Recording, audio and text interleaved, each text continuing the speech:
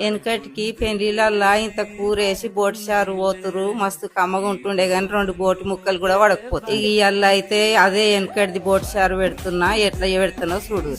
ఇక ముందుగల్లా అయితే ఇక అర్ధ కిలో బోటిని ఇంత ఉప్పు ఇంత ఉల్లిగడ్డ వేసి మంచిగా గడుపుకుంటున్నా. ఇక ఇప్పుడు ఇంత పసుపు వేసి పొయ్యి మీద 15 నిమిషాలు ఉడకబెట్టుకుంటున్నా. ఇక ఇప్పుడు బోటిలా కౌసులీలు గుంజినాక జరంత అల్మెల్లిగడ్డ వేసుకుంటున్నా.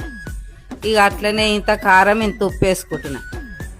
ఇక అట్లనే ఇంత నూనె పోసుకొని జర మంచిగా కలుపుకొని ఇంత పుదీనా వేసిన. ఇక పుదీనా గిట్ట జర మంచిగా వేగంగానే ఇన్ని నీళ్ళు పోసిన ఉడకని. ఇక ఒక పక్క చింతకాయలు ఉడకబెట్టుకున్నా. ఇక బోటి మంచిగా ఎక్కువసేపు ఉడకబెట్టినా. ఇక ఇప్పుడు చింతపులుసు పోస్తా. ఇక ఇప్పుడు చింతకాయ విసుక్కొని పులుసు పోస్తున్నా.